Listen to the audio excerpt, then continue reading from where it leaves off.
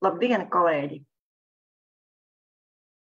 Tiekamies mūsu skolotāju profesionālo svētku priekšvakarā un laikā, kad pasaulē notiek tik daudz kā.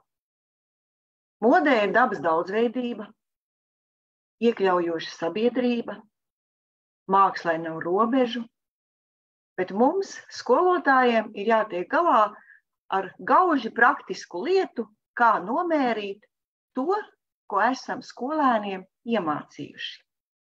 Šodienas webinārā runāsim par vērtēšanu mācību jomā, kultūras izpratne un pašizpausme mākslā.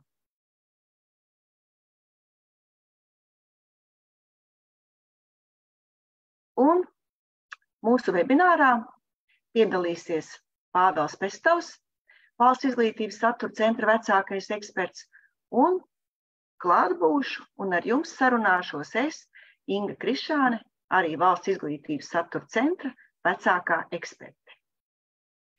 Šodienas webinārā runāsim par šī brīža vērtēšanas sistēmas pilnveidi, par formatīvās un summatīvās vērtēšanas savstarpējo saistību, par mācību sniegumu vērtēšanas plānošanu un temata nobeiguma darbu izveides nosacījumiem. Visus jautājumus, kas jums ir radušies vai kas radīsies webināra laikā, lūdzam rakstīt lietotāju atbalsta dienestam info@skola2030.lv. Bet nu, sākam ar vērtēšanas sistēmas pilnveidi.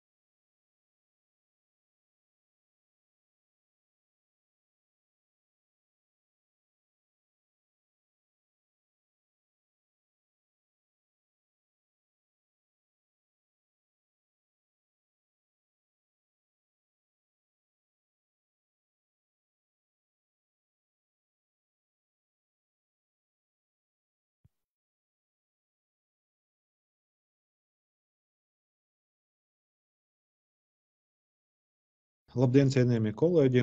Tad šodienas tikšanās un webināra mērķis ir atgādināt, es teiktu, par vērtēšanas sistēmas pilnveidi.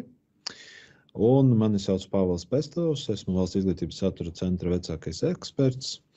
Un mēs mēģināsim diezgan kodolīgi un īsi iziet kopā cauri pamatlietām, kuri ir iekļauti vērtēšanas sistēmas pilnveidē.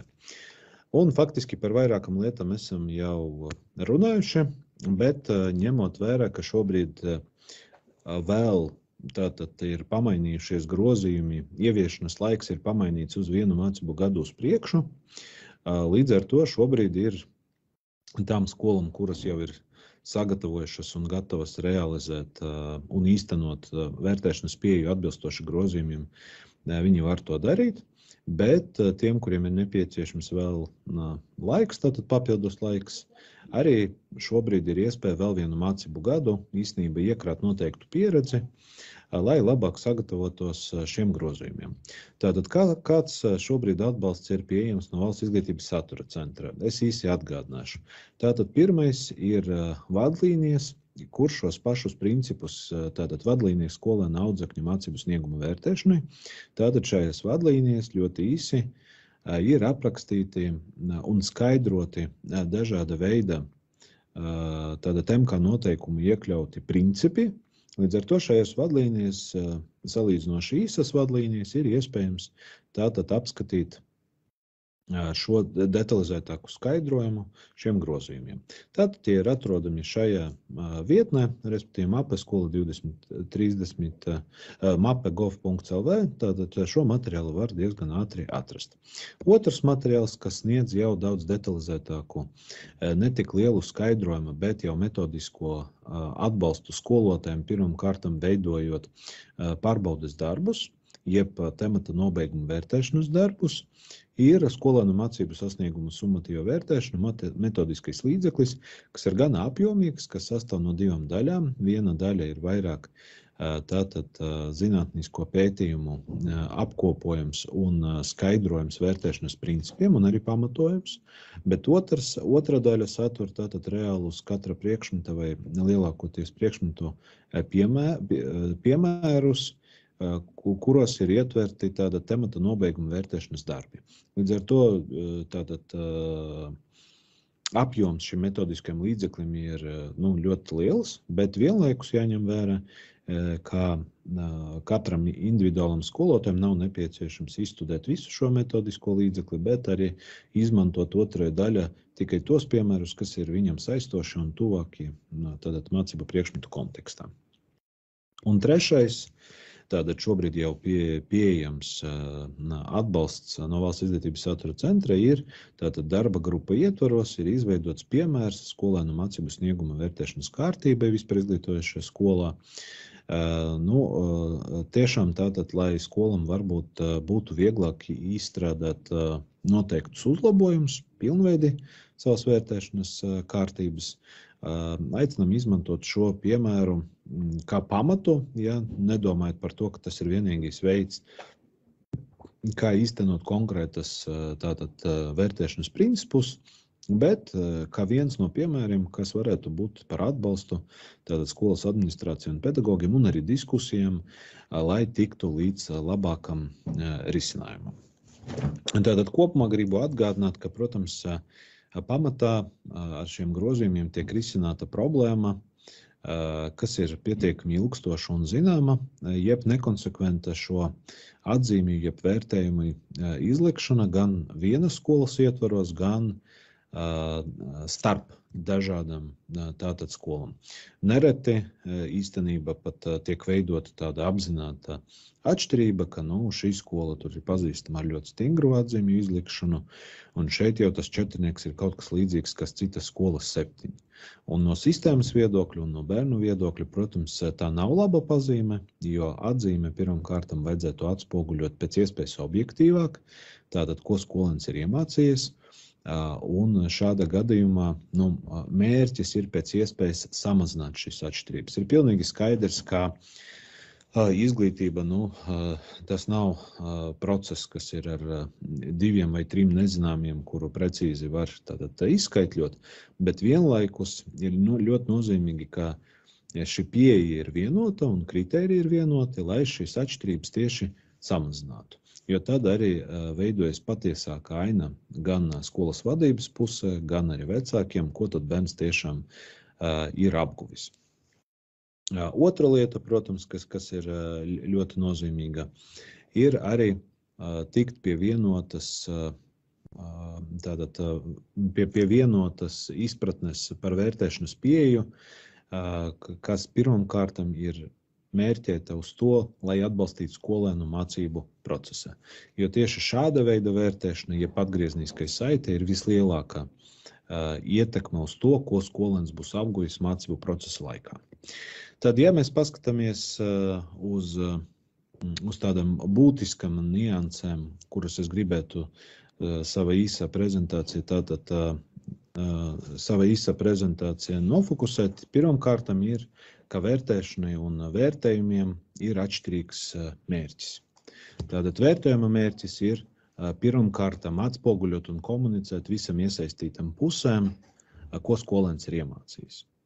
Ja, un tas ir ļoti, ļoti nozīmīgi, ka mēs skatītos uz atzīmi nevis kā uz vienīgo motivāciju, vai uz sodu, vai uz sankcijām, bet tiešām, ka tas ir simbols, ja, vai tas ir 1–10 skālā, vai tas ir līmeņos sācis apgūt, turpina apgūjis padziļināti 1. 3. klasē, tad, kas mums ir maksimāli precīzi atspoguļo, ko skolēns ir iemācījies, ko viņš izprot un ko viņš prot demonstrēt.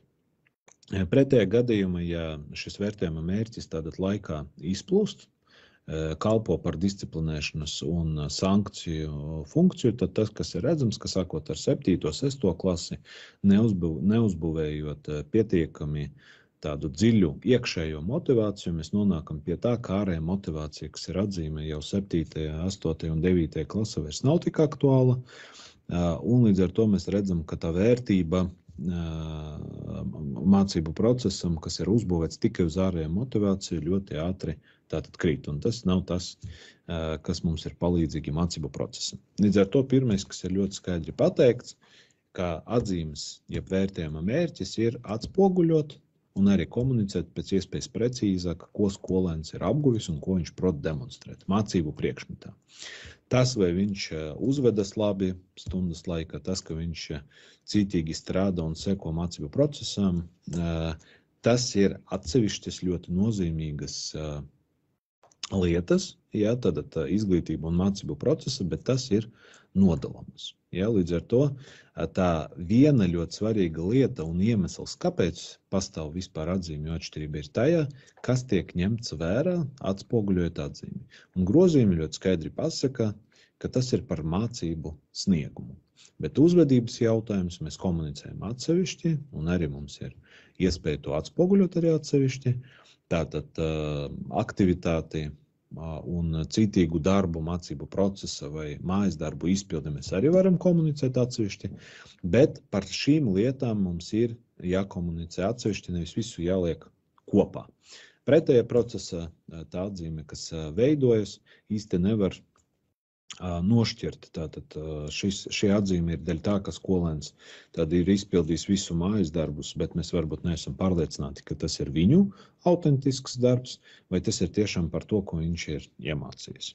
Tātad tā ir būtiska lieta, kas ir arī iestrādāta grozījumos, lai samazinātu varbūt šīs atšķirīgas izpratnes. Tātad otra lieta ir vienoti tātad vispār pieeja dažādos priekšmetos un vecuma posmos un vienot tādas kritēriju grupas. Ja šajā brīdī paskatoties uz 10 balvu skalu, tad mēs redzēsim to, ka tur kritēriji dažreiz ir ne tikai no satura pozīcijām, bet arī, piemēram, tiek iekļauti kritēriji par to, vai skolēns tātad piemēram, prot vai neprot sadarboties. Pilnveidoties satura kontekstā, tātad sadarbība pati ir faktiski sasniedzamais rezultāts, ja prasme, kuru man jāapgūst, bet jautājums, uz kuru mums jāatbild, cik tad kvalitatīvi es esmu konkrētas prasmes apguvis. Un tāpēc tātad gan 1. 3. klasē, gan arī 4. 9. gan arī 10. 12. visiem šiem skolēniem, kuri demonstrē sniegumu, ir vienota kritērija grupas. Un pirmais ir, kādā apjoma un kvalitātes skolēns kaut ko demonstrē, tātad vai prasmi filtrēt, vai prasmi risināt kompleksas problēmas, vai prasmi izstrādāt produktu. Tātad otra lieta atbalsta nepieciešamība, un šajā gadījumā mēs nerunājam tikai par to, ka šis atbalsts nāk no skolotāja, bet faktiski ir iespējams arī veidot pašu uzdevumu ar atbalstu, ja, piemēram, tad, kad ir liela kompleksa uzdevuma risināšana ir sadalīta posmos, ja, tātad, kur, piemēram, ir teikts, ka pirmajā darbība tev vajadzētu atrast to, aprēķināt to, otrajā darbībā izdarīt to un to. Tas arī ir atbalsts, un noteiktajā laikā tas ir nepieciešams, bet tas, ko mēs gribam, protams, ka arī atvērti uzdevumi skolēns pietiekami plaši var patstāvīgi tātad atrisināt. Un trešā lieta, cik tipveida vai jauna šī situācija ir, vai faktiski mēs runājam par to, cik tālu skolēns ir spējis no konkrēta kontekstā pārnest uz citu un jaunu kontekstu, kas šobrīd tehnoloģiju laikmetā kļūst īpaši svarīgi, jo atkārtot vienkārši konkrētas darbības un tipveida darbības, ar vienu tāda prasība un nepieciešamība samazinās, ja ļoti daudzas lietas ir iespējams digitalizēt, bet zināšanu un izpratnes izmantošanu jaunajā kontekstā, tas ir tas, kas kļūst ar vien nozīmīgāks gan uzņēmējdarbības vidē, gan arī gan arī mācību procesā. Tāpēc tātad visos priekšmetos grozījumos ir iestrādāts šī vienota pieeja, ka tad, kad mēs gribam pateikt, cik kvalitatīvi skolēns kaut ko demonstrē, mēs skatāmies uz 3 lietām. Tātad apjoms un kvalitāte, atbalsta nepieciešamība un cik tipveida vai nepazīstama situācija skolēns rīkojas. Skaidrs ir arī tas, ka katrā konkrētajā priekšmetā tas atbalsts tiešām varētu izskatīties atšķirīgi, bet tāpēc arī ir piemēri iekļauti metodiskie līdzekļi, kas šo atšķirību tātad demonstrē. Nākamā lieta tātad ir precizēta arī procentu skala, bet tas, kas ir varbūt pats nozīmīgākais, ir arī tas, ka šajā procentu skalā ir iekļauti apraksti, kas tiek sagaidīts uz šo līmeni vai uz šo tātad ballu intervālu. Un tā ir būtiska atšķirība, kā šobrīd ļoti bieži tiek aprēķināta atzīme. Šobrīd ļoti bieži tātad tiek aprēķināti tikai procenti, un tātad pēc procentiem tiek izlikts arī vērtējums. Bet tas, kas dažreiz netiek ņemts vērā, par ko tātad šie punkti un procenti tiek izlikti. Un šajā gadījumā tā būtiska atšķirība ir tajā, ka veidojot pārbaudes darbu, ir cita veida pieeja, tur, kur mēs vienojamies par to, ka 40% no darba veido tātad prasmju un izmantošanu, zināmu paņēmienu izmantošanu tipveida situācijā. Un tas nozīmē to, ka, ja mēs paskatāmies uz darbu, tad šis darbs tiek veidots pietiekami sabalansēti, un 40% no šie darba ir tātad situācija, kad skolēns izmanto vienu konkrētu prasmi ar zināmu paņēmienu un tipveida situāciju. Bet, ja mēs runājam par 9 un 10 ballēm, tad šajā gadījumā skolēnam nevis vienkārši vairāk kaut kas jānodemonstrē, bet skolēnam ir jānodemonstrē cita veida prasmes. Jeb, faktiski tātad viņam ir jānodemonstrē spēja darboties nepazīstamajā situācijā, izvēlēties un pielāgot paņēmienus, kas nav acīm redzami uzreiz pieejami, un tātad situācija, kur ir jāizmanto vairākas prasmes vienlaikus. Tātad procentu jautājums un līmeņa vai konkrētas balles piešķiršana nav saistīta tikai ar to, cik daudz es esmu izpildījis no konkrēta pārbaudes darba, bet arī, lai tas pārbaudes darbs atspoguļotu tātad dažāda līmeņa uzdevums. Tas ir ļoti nozīmīga izmaiņa. Tātad faktiski, ja pārbaudes darba ir iekļaut tikai tipveida 10 uzdevumi, tad par šādu pārbaudes darbu tātad skolēnam atbilstoši tātad šiem grozījumiem nevarētu ielikt 9 un 10, tāpēc, ka viņš vienkārši vairākas reizes ir nodemonstrējis vienu un to pašu, nevis cita veida kompleksāku rezultātu. Tā ir būtiskākā atšķirība, kas, protams, nemainīsies tādā acu mirklī, bet tātad metodiskajā līdzeklī šī pieeja ir diezgan detalizēti aprakstīta. Un tālāk, protams, ir tas, kādā veidā arī tiek izmantot konkrētu balvu izlikšanas process un lielāks vērtējums, tātad viena līmeņa ietvaros, ir, protams, atbilst tajos gadījumos, kad pret šiem visiem 3 kritērijiem skolēnu sniegums tātad ir lielāks. Nākamais jautājums ir, protams, tas, ar ko es jau saistīju iepriekšējo savu skaidrojumu, kā tātad kvalitatīvs vērtējums un kvalitatīva tāda atzīmju atspoguļošana ir tiešā veidā saistīta ar to, cik kvalitatīvs ir pats pārbaudes darbs. Ja pārbaudes darbs nav sabalansēts, tad tur nav iekļauti uzdevumi, kas atbilst līmenim sācis apgūt, turpina apgūt, apgūjis un apgūjis padziļināti, tad īstenībā arī šī sistēma nevar pilnvērtīgi strādāt. Tāpēc es jau teicu, ka īstenībā puse no metodiska līdzekļa ir iekļauti tieši šie piemēri. Tātad ienāk iespēja, un šeit es gribētu vēlreiz pasvītrot, ka dažreiz veidojas tāda, teiksim tā, nevienots uzskats, ka par katru cenu ir jābūt tagad dažādiem svariem. Es tiešām gribētu akcentēt to, ka šajā gadījumā tā ir iespēja piešķirt tiešām lielāku svaru jeb nozīmi tiem darbiem, kuri ietver plašāku sasniedzamo rezultātu daļu, teiksim tā. Un ko tas praksē nozīmē? Tas nozīmē to, ka tātad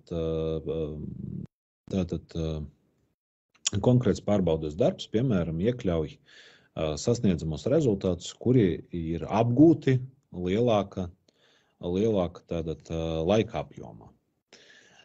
Es vēlreiz akcentēšu to faktu, ka tā ir iespēja. Šobrīd, piemēram, e-klases sistēmā arī ir iekļauta šāda iespēja vidējs vērtējs, kur ir iespēja šādu iespēju izmantot. Ka, piemēram, mēs esam mācījušies šo tematu, mēs esam gatavojušies un mācījušies varbūt proporcionāli vairāk laika. Tur 2 mēneši, šim pārbaudes darbam bija tikai mēnesis.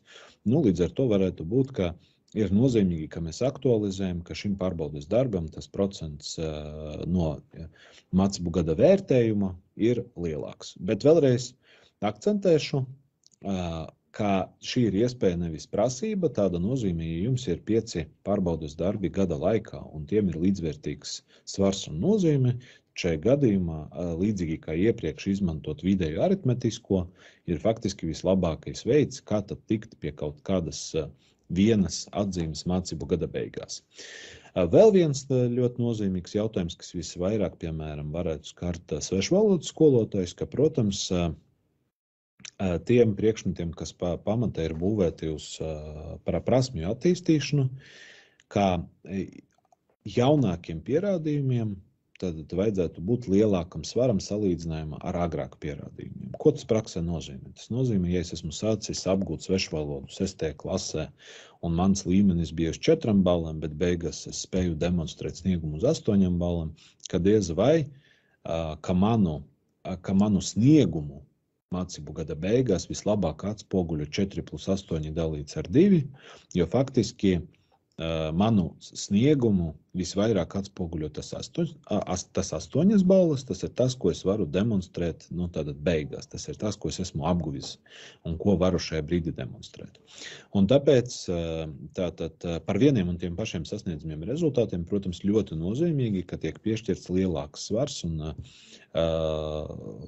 aprēķinot mācību gada beigas vērtējumu. Un tas ir saistīts ar to, atkal varbūt bišķiņ nepieciešams atgriezties, ja atzīme ir tas, kas atspoguļo, ko es esmu iemācījis, un tā kā visprecīzāk, tad, protams, mums jādomā par to, ka jaunākiem pierādījumiem arī ir lielāka nozīme, bet tas var būt atšķirīgi. Atkal varbūt matemātikas gadījumā, kur ir diezgan varētu būt tāda tematiskais plāns izveidots pēc tāda principa, kā šie temati ir ar atšķirīgiem, piemēram, satura moduļiem, statistika, trigonometrija, tad šāda gadījuma tas, ka es rakstu par atsevišķu šo saturu mācību gada beigas, nekāda veida neraksturo jaunākus pierādījumus. Šie pierādījumi ir vienkārši par cita veida saturu. Līdz ar to tas būs atšķirīgs no konkrēta mācību priekšmeta. Tātad visvairāk rosinošs jautājums saistīts ar darbu pārrakstīšanu vai nepārrakstīšanu. Tad grozījumos ir iestrādāts punkts par to, ka darbi, tātad kā summatīvie darbi mācību gada laika netiek pārrakstīti, bet šāda iespēja tiek dota skolēnam situācija, kad viņam izšķiras starp 2 balām, tātad jums nav skaidrs, kuru labāk atzīmi izlikt, kura labāk atzīme raksturot skolēnu sniegumai, tie ir 7 vai 8. Un otra lieta, ja skolēns tad ir izteicis vēlēšanos uzlabot šo vērtējumu. Un tad šis process tiek organizēts mācību gada beigās, nevis tā, ka tas ir šobrīd varbūt, kad kolēģi izsaka viedokli, ka mēs paši dažreiz pieradinam pie tā, ka skolēnam ir iespēja demonstrēt ne labāko sniegumu, nesagatavoties pietiekama apjoma un tad meklēt iespējas pārrakstīt. Tas ir tas, kas šobrīd daļai tiek ierobežots, jo ļoti nozīmīgi, ka mēs tiekam pie tā, ka ja mums ir skaidri nosacījumi par to, kā tiek plānoti un kādos laikos tiek plānoti pārbaudes darbi, tad temata pārbaudes darbi, tad arī ir skaidrs, ka tieši uz šo laiku man ir jāsagatavojas, nevis es ar 2., 3. reizi pārrakstot pārbaudes darbu, iegūstu ar vienu labāku atzīmi, kur ļoti bieži kolēģi norāda, ka Labākā atzīme tikai dēļ tā, ka es jau zinu, kādi jautājumi un uzdevumi tiek iekļauti, nevis tādēļ, ka es esmu iemācījies kaut ko vairāk. Skaidrs ir arī tas, lai kvalitatīvi īstenotu šo principu, ir ļoti nozīmīgi, kā mācību laikā tiek sniegts pietiekams atbalsts. Jo šajā gadījumā nav mērķis kādu sodīt, bet šajā gadījumā ir ļoti nozīmīgi, kā tiek attīstīta arī atbildības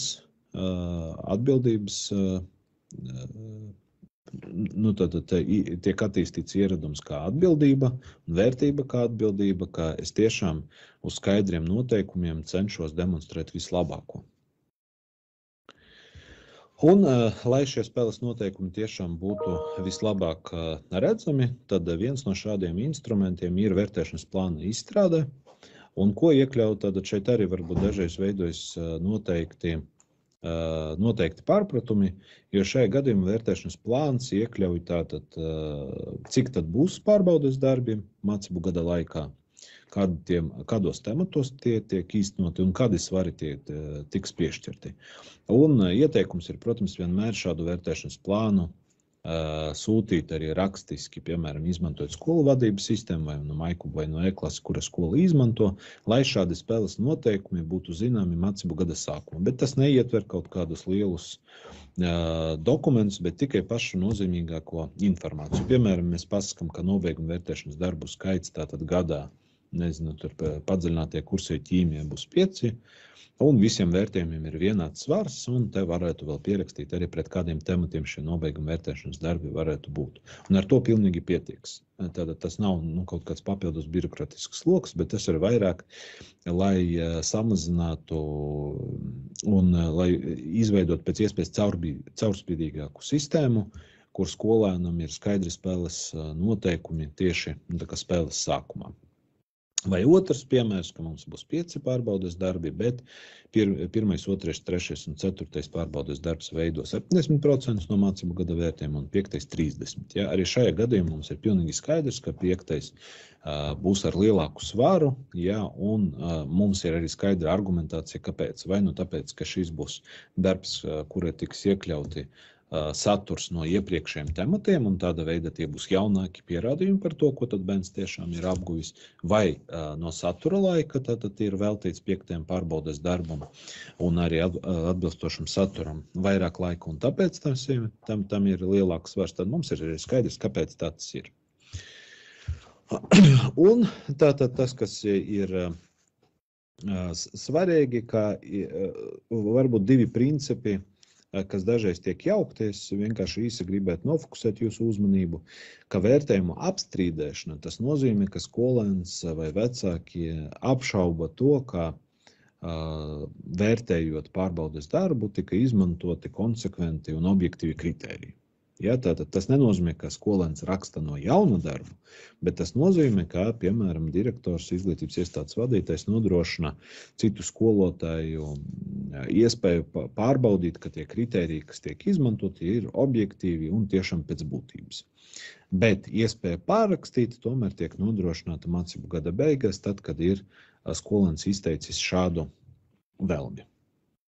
Tātad vēl tāda neliels precizējums, kas saistīts ar vērtēšanas veidiem, tātad var ieraudzīt, ka grozījumus ir iekļaut papildus formatīvai diagnosticēšanai, summatīvai arī monitoringa vērtēšana, un tas pirmām kārtām ir saistīts ar to, kā tiks izstrādāti tātad noteiktajos laikos pārbaudes darbi, kuru mērķis ir atbalstīt Valsts izglītības satura centra un izglītības ministriju ar kvalitatīviem datiem, lai tātad plānotu vai nu profesionālu pilnveidi vai metodiskos līdzekļus tieši tajos satura jautājumus, kur varbūt skolēna sniegums nav pietiekams. Un tādēļ parādās arī šeit papildus varbūt skaidrojums, kas tas ir un kāpēc tas tiek ieviests. Jā, šobrīd tad paldies jums par uzmanību, un tad turpināsim arī ilgākajā laikā atbildēt uz jūsu iesūtītiem jautājumiem.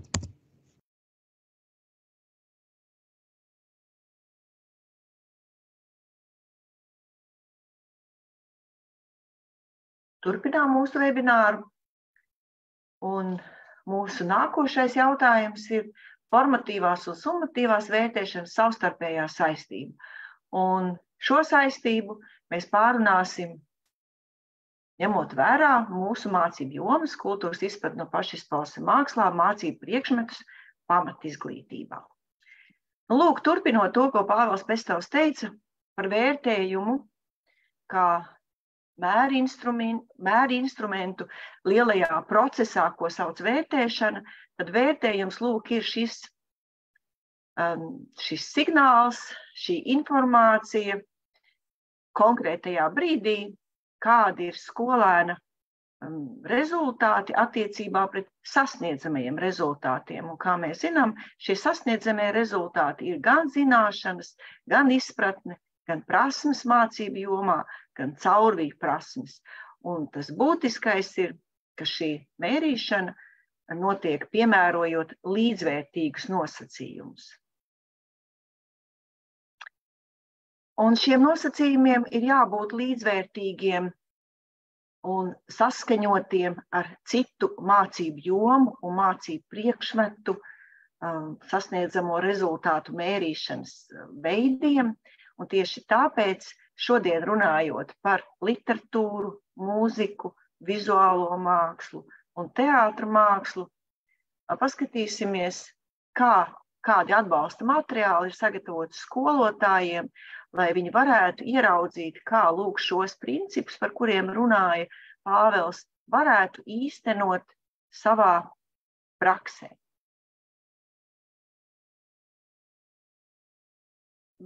Jau pieminētajām vadlīnijām skolēnu audzēkņu mācību sniegumu vērtēšanai vispārējās un profesionālās izglītības iestādēs ir pieejams arī metodisks materiāls vērtējumu izlikšana 1. un 3. klasē, kas ir atšķirīga, bet šobrīd jau sākuma skolas skolotāji iet šo ceļu, lai apjaustu tieši, kā tas notiek. Nereti tiekoties ar skolotājiem, tiekoties ar mācību jomu koordinatoriem, izskan jautājums, bet kā to mums pielietot iekļaujošas izglītības saistībā? Ja man klasē ir bērns ar mācīšanās grūtībām, ko tad lūk šajā mācību priekšmetā, kā tad man vērtēt viņu? Atbilde ir, ka visiem bērniem visos mācību priekšmetos, iekļaujot viņus mācību procesā, jāpielieto vieni un tie paši paņēmieni, un atbalstam sagatavotais materiāls, kurā jūs varat ieskatīties un rast atbildi, kā jums strādāt šādā situācijā, ir ar nosaukumu Skola katram bērnam. Ieteikumi iekļaujošas izglītības īstenošanā.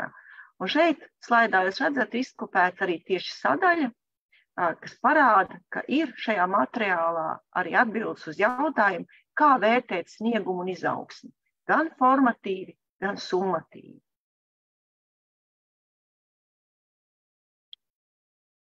Un mēs runājam par formatīvo vērtējumu, mēs runājam par summatīvo vērtējumu. Reizumis ikdienā mēs viens ar otru sarunājoties, mēģinam precizēt, ko tad mēs saprotam ar vienu un otru. Un ja šis webinārs galvenokārt ir balstīts skaidrojumā par summatīvo vērtēšanu, tad tieši mūsu mācību jomā būtiski ir formatīvā vērtēšana, jo tas jaunradas process, kas notiek ar skolēnu pašizpausmē mākslā, ir tāds, ko mēs vislabāk varam atbalstīt tieši formatīvi. Tajā ikdienas vērtējumā, ikdienas atbalstā, ar atgriezenisko saiti, ar mutiskiem, rakstiskiem komentāriem, ar dažādām formām, kā skolēns gūst apstiprinājumu savam veikumam, piemēram, sarunā skolēns, organizējot refleksijas procesu, kurā skolēns pats seko līdzi savam mācīšanās procesam. Un, ja mēs gribam, lai mūsu skolēni būtu pašvadīti savā mācību procesā, tad šo ieradumu reflektēt par savu darbu mums ir jāmāca jau no 1. klases.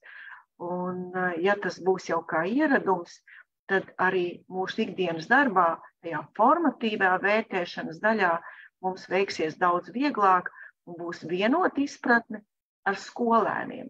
Kas tad ir tas, kas ir skolotāja atbalsts, un kas ir tas, kas man kā skolēnam pašam ir jāveic. Tieši tāpēc, ja mēs ieraudzītu visu mācīšanās procesa atbalstu, to, ko mēs saucam vērtēšana kā piramīda, tad tā piramīda būtu lūk šāda. Tā zaļā daļa būtu formatīvā vērtēšana, un tā dzeltenā, tā saulainā spicīte ir tas summatīvais vērtējums, kur tad skolēns saņem kāda lielāka sava darba nobeigumā, vai tas ir temats, vai tas ir mācību gads, vai kāda moduļa nobeigumā, ko viņš ir apguvis. Un ja mēs redzam uz visa formatīvā vērtēšana pamatā balstās skolotāja atgriezenisko saiti. Uz to, kā mēs atbalstām skolēnu mācīšanās procesā. Un nevis gaidām, kad viņš kaut ko izdarīs, un tad izvērtējam, un skolēns ir neziņā, bet jau pašā procesā sniedzot kvalitatīvu atgriezenisko saiti skolēnam. Formatīvā vērtēšanā liela nozīme ir skolēna pašrefleksijai, tam, kā viņš māk domāt par savu mācīšanās procesu, par to, kas tad viņam ir sasniedzams, un kā tad viņš bija plānojis to sasniegt, un kas tad beigās ir iznācis, kā tad viņš ir īstenojis to savu mērķi, kā viņš sasniegs šo rezultātu. Visi pārējie procesi mācību darba organizācijā, ko mēs veidojam, ir vērsti tajā, lai atbalstītu skolēnu pašam mācīties, nevis izpildīt kādas lietas, un tad vērtēt tikai izpildi. Procesā svarīga ir arī skolēna sadarbība ar pārējiem skolēniem, un ne tikai jaunā mācību satura apguvē, bet arī analīzē, kas tad ar viņiem pašiem ir noticis šajā procesā. Un sniedzot mutisku atgriezenisko saiti skolēnam, izmantojot ļoti daudz un dažādas tās metodas, kādas jau jūs arī savā praksē lietojat, un arī pieredzes apmaiņā gūstat no kolēģiem. Un tad ir tas, ko Pāvils Pestovs teica par šo jauno pieeju, ka gala demonstrējums ir gala demonstrējums, un tas ir vērtējums, ko mēs mērām summatīvi. Un mūsu jomā, mākslas jomā, ir viegli izprast to, kas tad ir tas izmēģinājums un kas tad ir tas gala demonstrējums. Ja mēs tā salīdzinām, arī pirms katras izrādes ir ģenerāla mēģinājums. Pirms katra koncerta ir ģenerāla mēģinājums. Nu, tad lūdzu tādas pašas noteikumus arī skolēniem pirms viņu demonstrējuma, izmēģinājuma demonstrējuma ar pilniem apstākļiem, kādi būs gala demonstrējumā. Gan vietā, gan nosacījumos, gan tajā, ka skolēns zina, kāds būs, pēc kādiem kritērijiem viņš tiks vērtēts.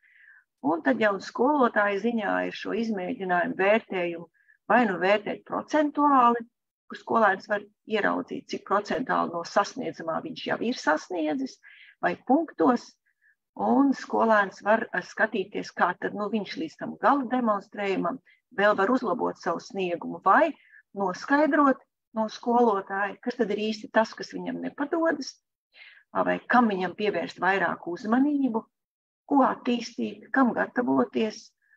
Tā kā es esmu arī praktizējuši skolotāji, tad manā pieredzē ir bijuši skolēni, kas ļoti atklāti pasaka, kas ir īsti tas, ko es vēl nezinu. Un tad mums ir ļoti tāda profesionāla saruna, un tie mani ieteikumi tiek ņemti vērā, un es priecājos, ka skolēni jautā gan to, ko mēs darīsim tematā, gan to, kāpēc mēs to darīsim, ko tas man dzīvē dos, gan arī tajā, kad mēs pārunājam, kā tad mēs to vērtēsim pēc kādiem kritērijiem, kā mēs zināsim, ka mēs to esam sasnieguši.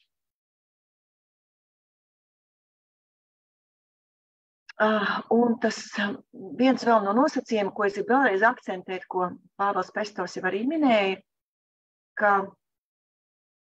skolēnam ir tiesības savu demonstrējumu sniegt visā plašajā iespējamā spektrā, arī tajā līmenī apguvis padziļināti. Un, ja Pāvils teica, ka demonstrē sniegumu gan zināmā tipveida situācijā, gan nepazīstamā situācijā, tad mums būtu jāpielāgo un jāsaprot, kā mākslas priekšmetos pārnest šo nosacījumu līmenim apguvis padziļināti. Kā šīs prasmes tiek lietotas demonstrējumā, un kas ir tas, kas atšķir, vai skolēns var jau pārradīt savas prasmes un lietot savas zināšanas, piemēram, savu klases biedru mācīšanās atbalstam, vai skaidrojot savu un klases biedru veikumu, sniegumu. Par to mums ir jādomā atbilstoši savu mācību priekšmetu specifikai. Un šeit vēl viena atsauce uz iepriekš teikto, uz Pāvila Pestovu teikto par mācību gadu vērtējumu noteikšanu, par dažāda svara vērtējumiem vai svarīgumu. Mūsu mācību jomā tas varētu būt mācību priekšmets mūzika, kurā skolēns no stundas uz stundu attīsta prasmes, lietoja esošās prasmes un mācību gada laikā ar vienu pilnveido savas mūzikas prasmes. Un mūzika ir mācību priekšmets, kurā varētu būt šis viens mācību gada nobeigumā viens uzdevums, viens demonstrējums, kurā tad skolēns varētu demonstrēt visas gada laikā apgūtās prasmes, un tad nebūtu vidējais aritmētiskais mācību gala vērtējums pēc tā, kāds ir bijis process, bet jau konkrēti tajā brīdī nofiksējot vai izmērot, kādas ir skolēna prasmes. Nākošais mūsu temats ir mācību snieguma vērtēšanas plānošana. Vērtēšanu mēs plānojam pamatā ņemot sasniedzamo rezultātu un precīzi definējot, kāds ir šajā tematā skolēna mācīšanās sasniedzamais rezultāts. Mēs zinām, ka šie stundā sasniedzamie rezultāti un tematā sasniedzamie rezultāti ir atvasinājumi no standartā noteiktajiem sasniedzamajiem rezultātiem, tos vai nu šķeļot, vai veidojot pakāpeniski 3 gadu posmā, lai skolēns varētu sasniegt un uzrādīt tādas prasmes un zināšanas. Un pret šo tad arī mēs mēram, ja mēs sakam, mēs nemēram centimetros un nesvaram gramos, bet sasniedzamajos rezultātos. Tad kāds tas sasniedzamais rezultāts ir definēts, ko es kā skolotājs esmu plānojis, ko es ar savām darbībām, pedagoģiskajām darbībām un mācīšanās procesu organizāciju būšu izdarījis, lai skolēns to sasniegtu. Pirmkārt, sasniedzamais rezultāts. Otrkārt, kādus pierādījumus izvēlēties par tiem, kas varētu būt kritēriji, lai nomērītu skolēnu sniegumu. Kādi pierādījumi tie būs? Un nākošais tikpat būtisks jautājums, kā mēs iegūsim šos pierādījumus, kādas darbības veiksim, kā skolēns to uzzinās, ka šādā veidā mēs tos pierādījumus iegūsim, un kurā brīdī mēs ar skolēnu komunicējam un varbūt koriģējam to, ko tad mēs mērīsim. Mēs nepārtraukti runājam par to, kā skolēnus iesaistīt visa mācīšanās procesa norisēs. Tad arī šajā vērtēšanas procesā ir ļoti svarīga skolēnu līdzdalība, jo tā vairo motivāciju darīt, motivāciju pašam sekot līdzi tam, kas notiek. Un tad visbeidzot jautājums, kādas darbības sekos šai manai plānošanas rindai, plānošanas darbu rindai, ko tad es darīšu kā skolotājs, kā es saplānošu soli pa solītim katru mācību stundu šajā tematā, kādus vērtēšanas veidus es izvēlēšos, kādus atbalsta pasākumus, un kurā brīdī tad man būs šie pierādījumi, kas būs šie pierādījumi, lai nobeigumā varētu vērtēt. Un, protams, arī plānojot, kāds būs mans ikdienas atbalsts, ir tā lielā daļa, tā formatīvā vērtēšana. Skolotāju atbalstam ir sagatavoti metodiski ieteikumi mūsu jomas mācību priekšmetu satura īstenošanai. Un visos šajos metodiskajos ieteikumos jūs atradīsiet ieteikumus vērtēšanā, vērtēšanas plānošanā, kas ir neatņemama satura īstenošanas sastāvdaļa. Gan literatūrā, gan mūzikā, gan vizuālajā mākslā, gan teātra mākslā. Tie visi ir atrodami vietnē mape.gov.lv, un es mazliet nodemonstrēšu, tātad, kādi šie materiāli ir, lai jūsos rastos priekšstats tieši ko no vērtēšanas es atbalstam varu paņemt šajos materiālos. Un es mainīšu arī kopīgošanas skatu. Tātad vispirms literatūrā. Literatūrā jūs redzat šo metodisko ieteikumu satura rādītājā ir šādas sadaļas mācību sniegumu vērtēšana un temata plānošanas un vērtēšanas modelis. Tagad mainīšu ekrānu.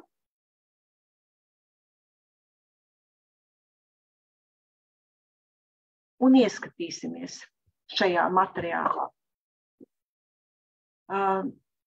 Jūs varat šeit atrast aprakstu tam skaidrojumu vērtēšanas veidiem. Tā skaitā par to, kas tad ir šis gala demonstrējums, jeb kompleksais sasniedzamais rezultāts, un ieraudzīt arī dažus komplekso sasniedzamo rezultātu piemērus. Jūs varat iepazīties ar snieguma līmeņa apraksta paraugu jaunradas darbam un kā tādus snieguma līmeņus savā darbā lietot.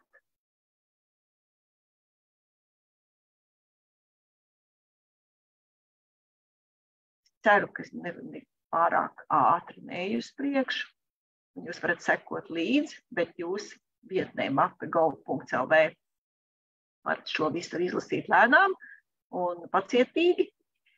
Nākošais ir pārbaudas darbu veidošana un paraugi.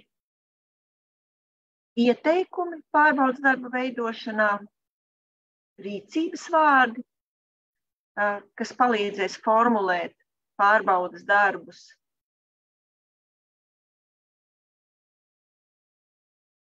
Mēs ātrāk pārliksim pār rīcības vārdiem. Atgādinājumu par izziņas darbības līmeņiem.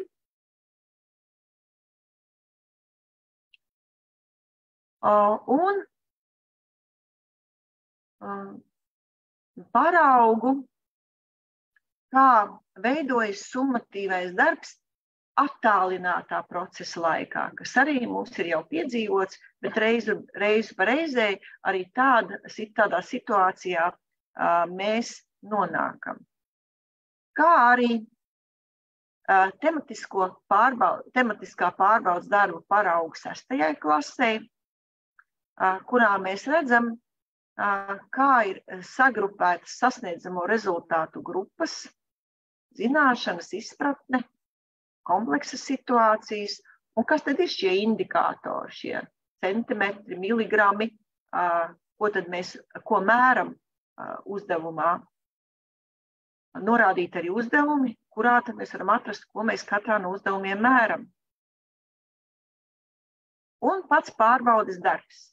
Kāds izskatās pārbaudes darbs? Un tātad arī kāpēc šī pārbaudes darba arī ņemt paraugu iedvesmoties, kā būtu kvalitatīvi veidojams pārbaudas darbs, lai vērtēšana būtu objektīva un lai mūsu piedāvātās darbības būtu visiem izziņas līmeņiem, un ja nav, tad precīzi zināt, ka šajā uzdevumā tie nav, bet kādā citā, tad atcerēties, ka tādiem ir jābūt. Lūk, šis ir pārbaudas darbs. Un šim pārbaudas darbam vērtēšanas kritērija. Punktu sistēmā, cik punktus par katru vērtēšanas kritēriju skolēns var saņemt, lai mūsu lūk šī vērtēšana būtu objektīva un izmērāma salīdzinot ar citiem skolēniem, lai tā būtu taisnīga. Atsevišķi kā vērtēt viedokli izteikto, un atsevišķi uzdevums bija dots par komiksu, kā vērtēt komiksu. Ir arī paraugs pārbaudas darbam literatūrā 9. klasē.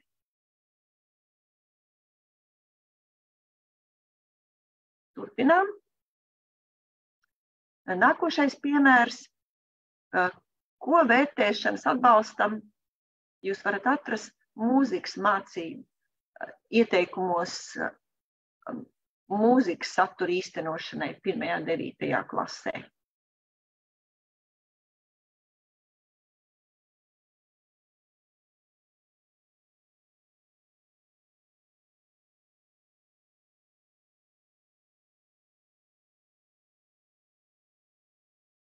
Nu, lūk, šajā metodiskajā materiālā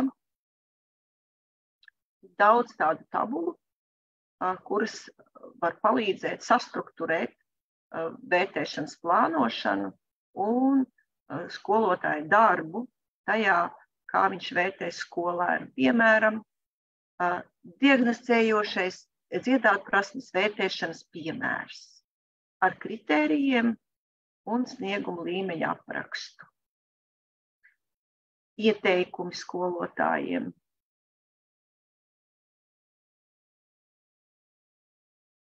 Vērtēšanas piemērs ritma elementu apguvei un ieteikumi. Vērtēšanas plāns pedagoģiskajā procesā. Piemērs skolēnu pašnovērtējumam, kā skolēns var pats sekot līdzi savai mācīšanās izaugsmē, savu prasmju attīstībai. Un arī muzicēšanas prasmju attīstības tabula, vecuma posmos,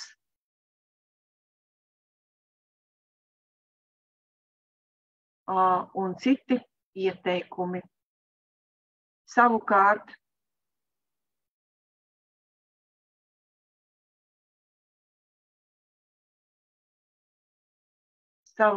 vizuālajā mākslā apskatīsim, kādi ieteikumi ir šajā materiālā vizuālās mākslas skolotājiem.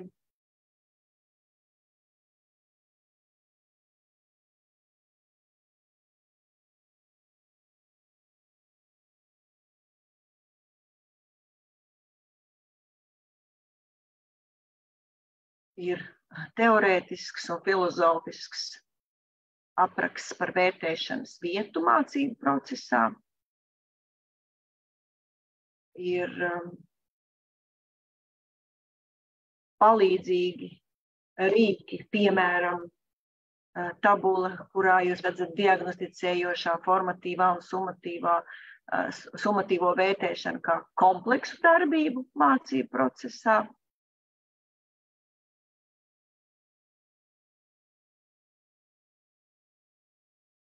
Atgriezeniskās saites skaidrojumi un ieteikumi, kā to vislabāk īstenot.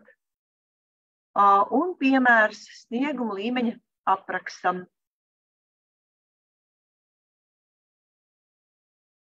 No prakses un no savas prakses un no skolotāju sarunām es saprotu, ka visgrūtākais ir lai šādi dažādi rīki, kuri mums ir mūsu rīcībā, lai tos varētu pielietot konkrētajā situācijā un sabalansēt ar to savu darbu, ko katrs skolotājs dara, pielāgot. Un atslēgas vārds visā šajā procesā ir kritēriji. Kādi būs kritēriji? Cik kritērijas izvēlēties?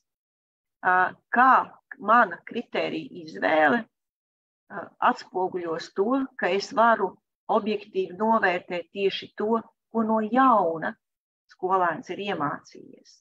Nevis vispār, ko viņš prot šajā brīdī, šajā laikā, kas nav pārbaudas darbu, noslēguma darbu mērķis, kas ir citu vērtēšanas veidu mērķis, bet cik kritērijs precīzi sniedz informāciju gan man kā skolotājiem, gan skolēnam par paveikto, sasniegto, apgūto.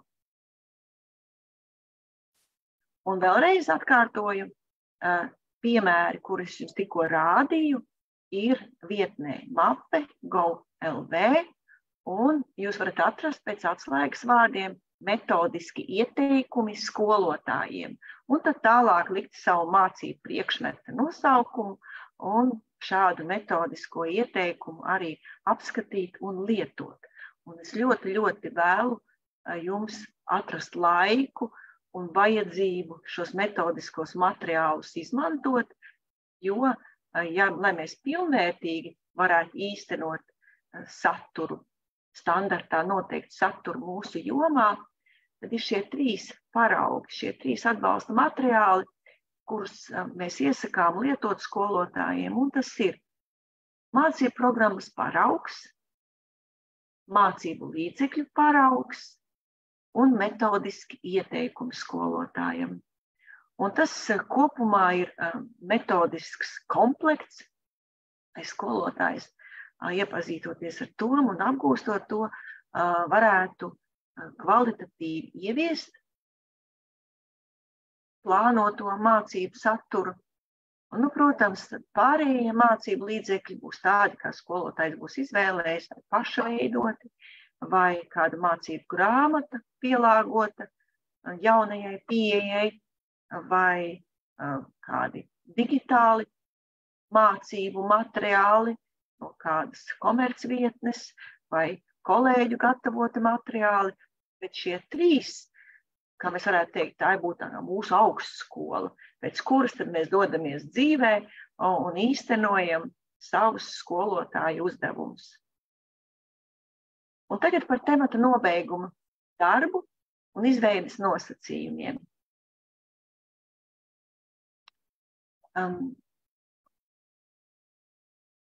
Metodiskajā materiālā, kur Pāvils Pestovs minēja, un šeit jūs arī ekrānā redzat atsauci uz to, uz šo metodisko līdzekli, ir ievietoti paraugi visos mācību priekšmetos, un mūsu jomā, kultūras izpratnes un pašizpausmes mākslā mācību jomā, jūs varat ieraudzīt, ir šādi piemēri, temata noslēguma darbu piemēri, un literatūrai, kā es jums tikko rādīju, šāds temata noslēguma darba piemērs ir metodiskajos ieteikumos literatūrā 4. un 9. klasē. Un soli pa solītim pārskatot, kā tad nobeiguma darbu veidot līdz pat vērtējumu izlikšanai.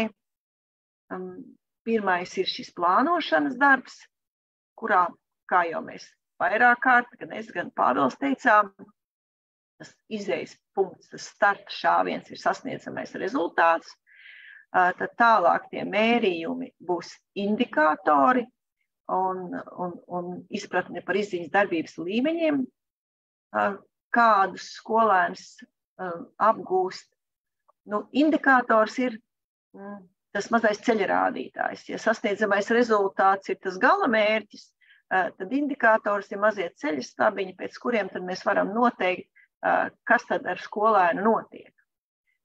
Nākošais lielais posms ir paša pārbaudas darba izveide, kas ir ļoti, ļoti būtiska.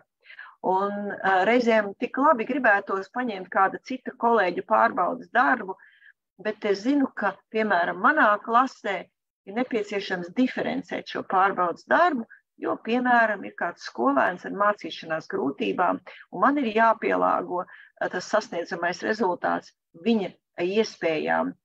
Vai tematu, kuru mēs apgūstam, šī temata apguvē es esmu izmantojis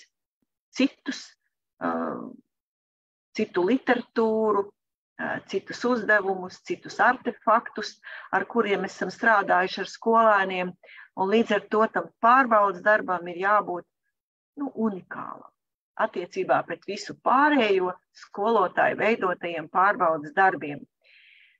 Pārbaudas darbu paraugi, visi, kas ir sastopami dažādās vietnēs un dažādos metodiskos līdzekļos, projektā Skola 2030, visi ir savstarpēji saskaņoti, kā es jums jau teicu, ar mācības programmas paraugu, ar mācību līdzekļu paraugiem un arī ieteikumiem skolotājiem, un tos var skolotājs izmantot jau kā savu skolotāju komplektu, bet ne visu mēs varam unificēt, lai atstātu to iespēju, ka skolotājs pats izvēlās, kā viņš īstenos savus uzdevumus, lai skolēni sasniegtu standartā noteiktos sasniedzamos rezultātus.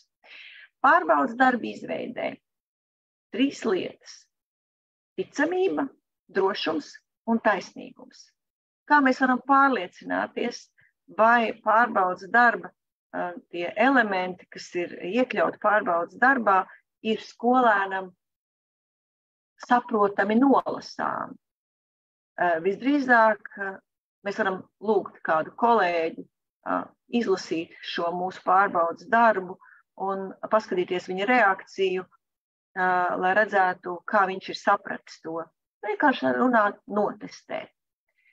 Bet, ja mums ir jau lielāka pieredze pārbaudas darba veidošanā, tad mēs paši zināsim, kas ir tās lietas, kas mums jāņem vērā, lai nekļūdītos, lai neveidotu uzdevumus divdomīgus, saprotams dažādi, lai tas patiešām būtu skaidri formulēts un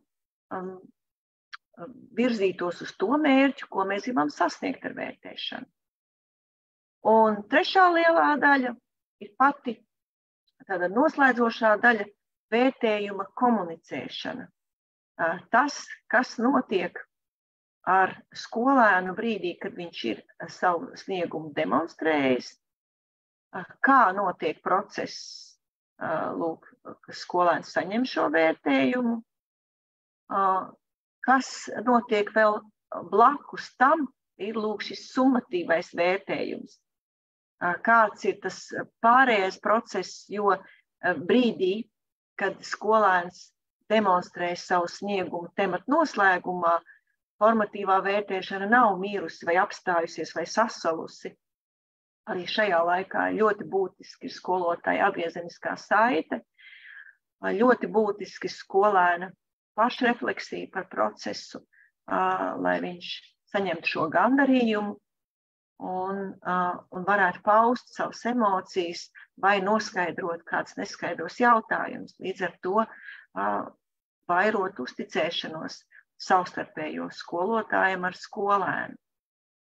Es jums rādīšu piemēru no teātra mākslas pārbaudas darba, kurā soli pa solītim, tad iziesim, kādam tad būtu jābūt tam pārbaudas darbam, vismaz vienam pārbaudas darbam skolotāja šajā mācību gadā procesā, kur viņš sagatavo, lai pats varētu pārliecināties, kāda tad ir tie indikātori vai ceļa stabiņi, pēc kuriem šo vērtējumu mērīšu, un kā mēs varam nošķirt, kas ir šis objektīvi izvēramais sniegums un kas ir tās lietas, kas ir subjektīvās, kas ir saistītas ar emocijām, kas ir saistītas ar citiem procesiem, kā arī Pāvils teica, attieksmes jautājumi un visi pārējie, lai tā atzīme, ko skolēns saņem, lai tā būtu taisnīga.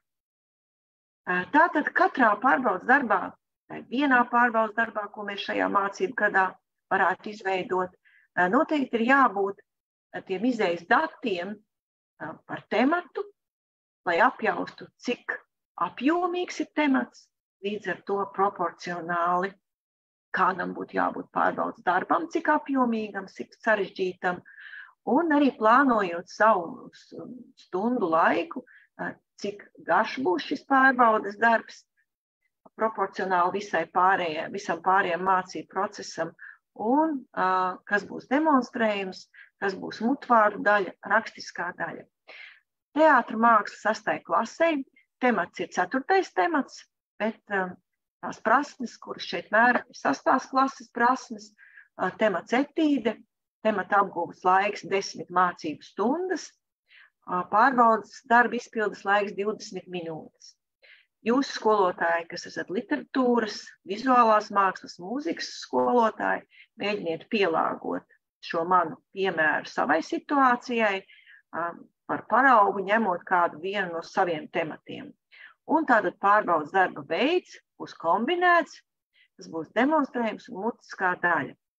Un tad ir svarīgi saprast sasniedzamo rezultātu grupas, kādas sasniedzamie rezultāti skolēnam ir jāsasniedz, un te mēs skatāmies mācību programmas paraugā, kur katram tematam jau ir definēti sasniedzamie rezultāti, gan ziņas, gan prasmes, gan ieradumi, gan kompleksais sasniedzamais rezultāts, un no šejienes mēs šķetinam ārā, kas ir tā izpratne, ko mēs no skolēna sagaidām par šo tematu, kādas prasmes viņš attīstīs, kādas praktiskas procedūras viņš veiks, un kādas būs kompleksās situācijas skolēnam. Un pēc tam tad, ko tad mēra uzdevums, kas tad ir tie indikātori. Un šajā tematā etīde izpratnē mēs izpratni mēram ar to, kā skolēns skaidro reāli psiholoģiskā etīdē demonstrēto. Un nosaucot šos jēdzienus un prasmes, kas viņiem jāapgūst, kas ir tēla griba, gribas darbība un tēla gribas sadursme, dramaturģiskais konflikts. Šeit ir ņemts vērā arī tas, ka katra lieta, ko mēs skolēniem komunicējam, ir jābūt skolēnam viegli saprotamai. Katrai lietai jābūt viegli saprotamai, un līdz ar to mūsu mērķi izpratni par dramaturģisko konfliktu es esmu šajā gadījumā vienkāršojusi, un skolēniem jau mācību procesa gaitā to nosaukusi par tēlu gribu sadursmi, kas nav teātra terminoloģijas formulējums, bet skolēnam saprotamāks, jo arī šos gan indikātors, gan pārējās ar vērtēšanu saistītās lietas mēs veidojam viegli saprotams pašiem un arī viegli izskaidrojams skolēniem. Lūk, prasmes, ko tad mēs mērīsim, kā skolēns veido ķermeņa plastiku. Atkal atsevišķi kritērijos un prasmi grupā ir aprakstīts, kas tad ir šī plastika, gaita, poza, žesti, mīmika un atbilstoši tēla raksturam. Tas uzdevums, kas viņam ir dots.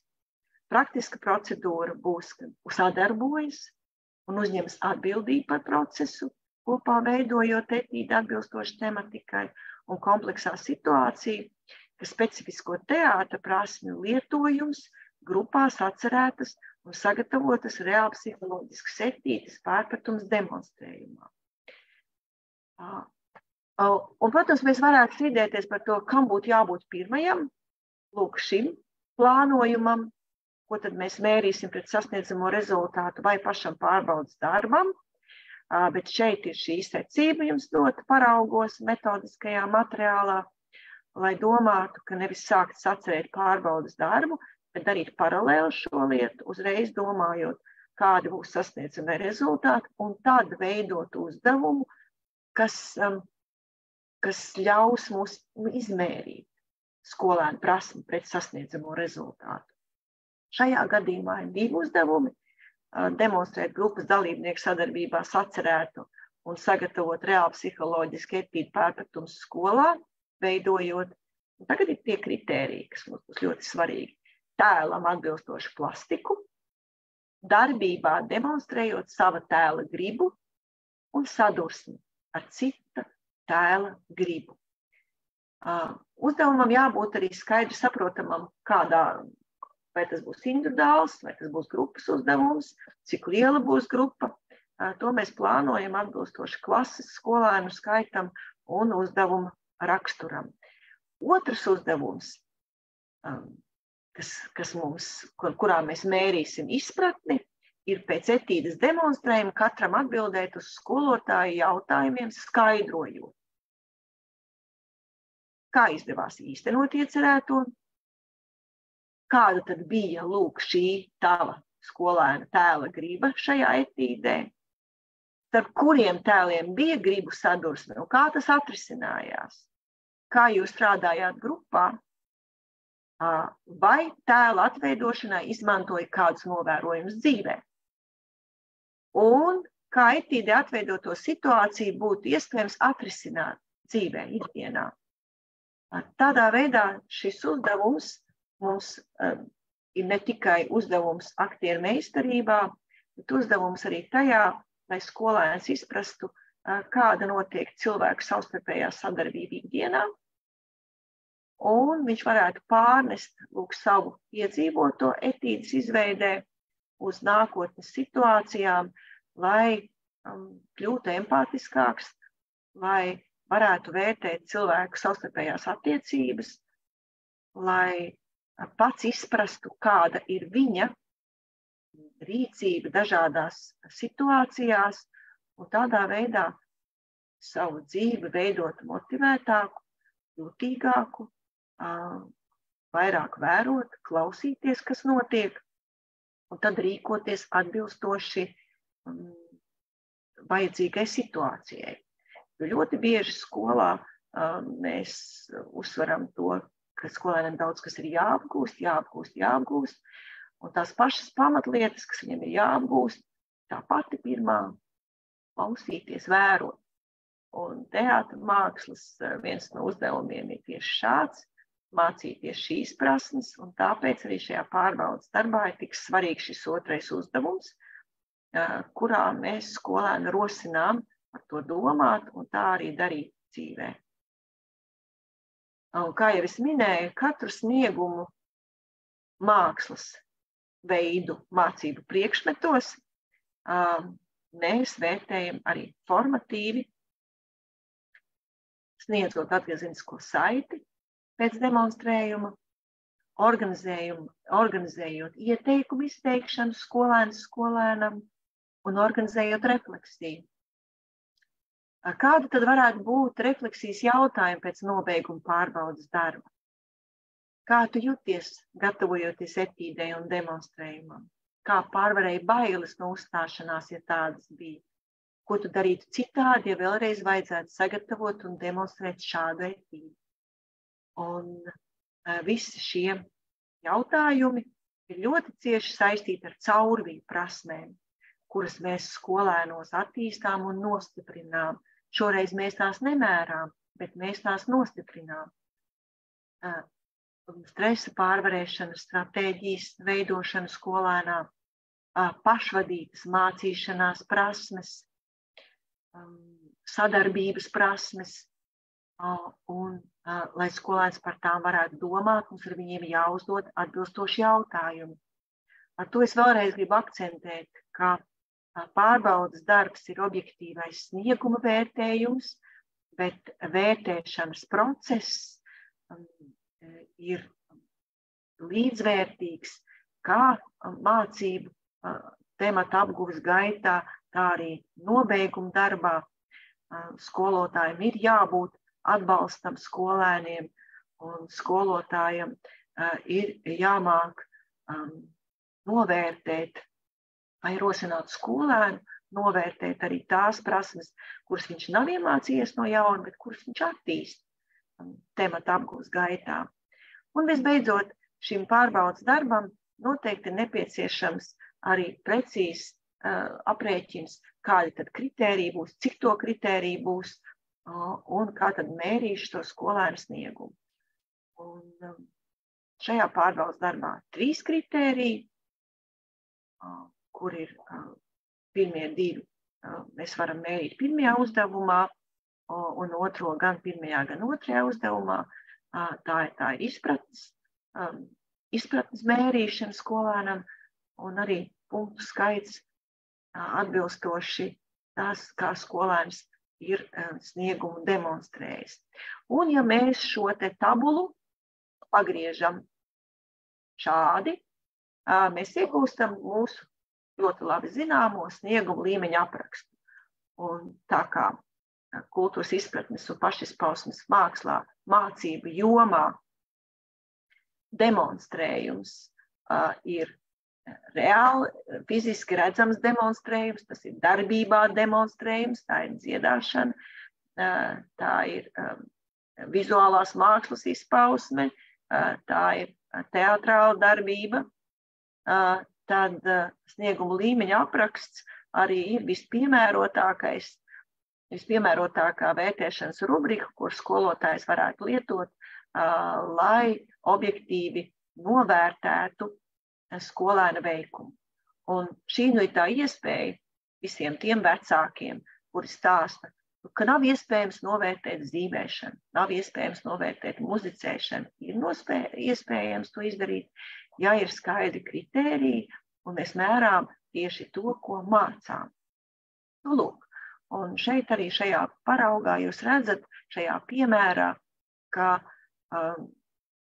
šeit ir divas iespējas, gan punktu sistēmā, gan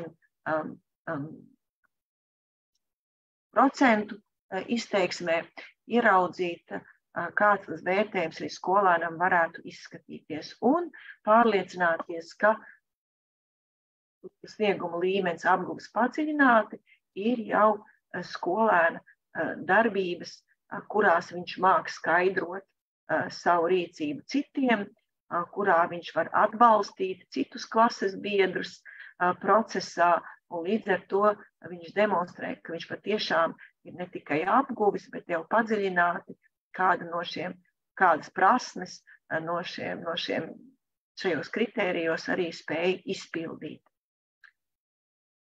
Šobrīd tas man arī ir viss. Es ceru, ka jums ir daudz jautājumu.